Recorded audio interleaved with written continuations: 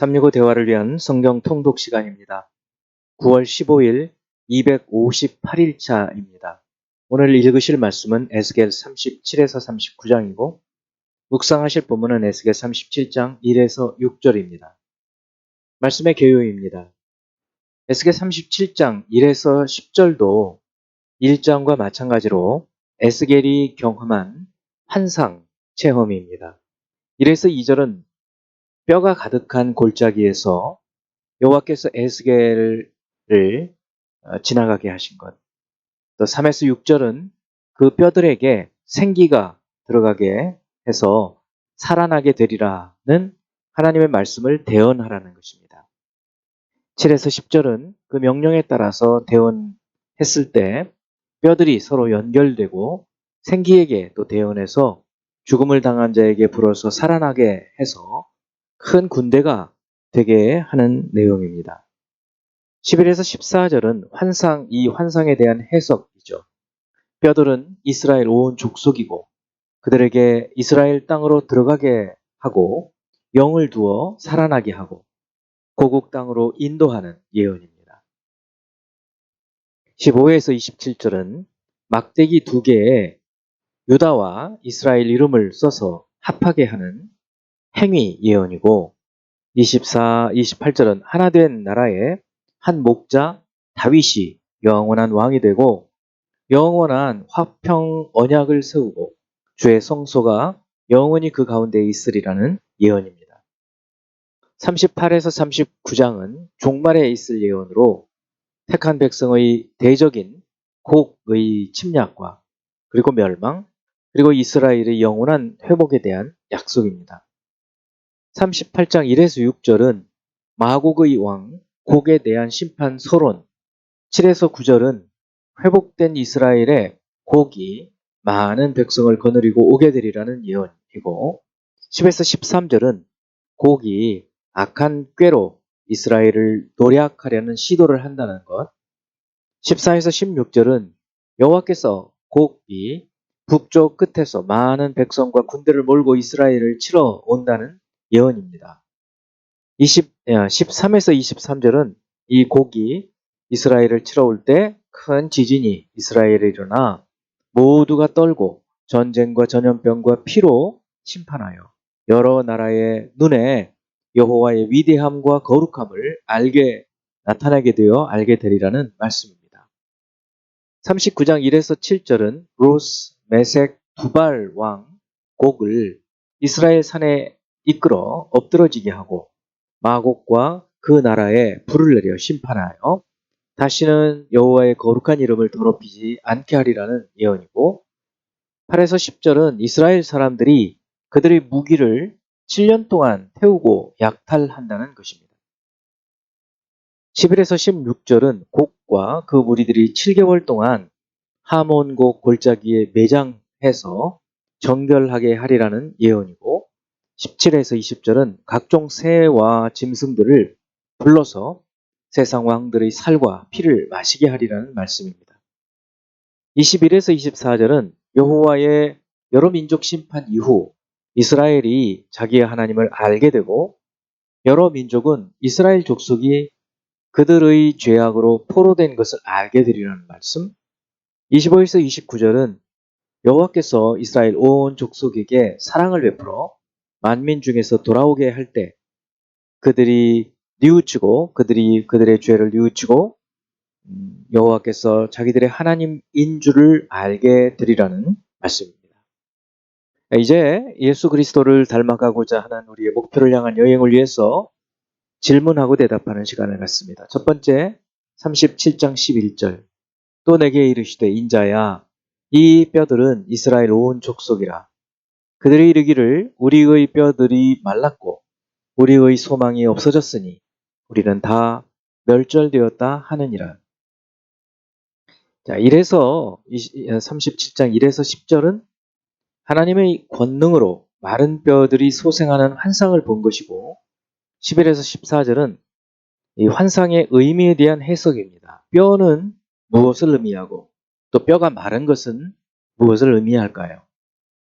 여기서 뼈는 이스라엘 온 족속을 의미하고 뼈가 마른 것은 이스라엘에게 소망이 없고 다 멸망한 상태를 상징하는 것이죠. 두 번째, 37장 9절. 또 내게 이르시되 인자야 너는 생기를 향하여 대언하라. 생기에게 대언하여 이르기를 주 여호와께서 이같이 말씀하시기를 생기야 사방에서부터 와서 이 죽음을 당한 자에게 불어서 살아나게 하라 하셨다 하라. 자, 이 구절을 참고해서 1에서 14절의 마른 뼈들이 살아나는 환상이 보여주는 계시의 메시지는 무엇인가요? 첫째, 이스라엘의 회복이 사람의 힘이 아닌 여호와 하나님의 능력으로 된다는 것. 둘째, 이 이스라엘의 회복이 대언자의 말씀 선포에 의해서 이루어진다는 것. 셋째, 이스라엘 백성들의 회복은 말씀을 들은 말씀의 능력에 의해서 이루어진다는 것. 넷째, 말씀은 흩어져 있던 이스라엘 백성들을 연합하게 해서 하나님의 큰 군대가 되게 한다는 것입니다. 하나님의 능력, 또 대언자의 선포, 말씀의 능력, 그리고 백성들의 연합. 이것을 이 비유, 이 환상을 통해서 보여주고 있다고 볼 수 있겠습니다. 세 번째, 38장 5, 6절.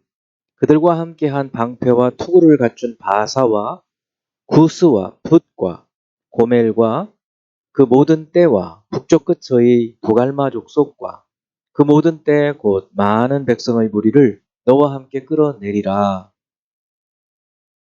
여기서 그 바사와 쿠스와 붓과 고멜과 두갈마 족속은 누구와 연합해서 택한 백성을 공격하는 걸까요? 마곡을 통치하는 왕 곡이 다섯 족속과 함께 연합해서 이스라엘을 공격하는 것을 보여주고 있습니다. 네 번째 38장 8절. 여러 날 후 곧 말년에 네가 명령을 받고 그 땅 곧 오래 황폐하였던 이스라엘 산에 이르리니 그 땅 백성은 칼을 벗어나서 여러 나라에서 모여 들어오며 이방에서 나와 다 평안히 거주하는 중이라. 곡과 그의 추종 세력들이 모여서 이스라엘을 공격하러 오는 때는 언제인가요? 여러 날 후 곧 말년, 마지막 때, 즉 하나님의 심판이 이루어지는 종말의 때를 가리킵니다. 여러 날 후 곧 말년에 네가 명령을 받고 또 그 땅 곧 오래 황폐하였던 이스라엘 산에 이르리니 그 땅 백성은 칼을 벗어나서 여러 나라에서 모여 들어오며 이방에서 나와 다 평안히 거주하는 중이라.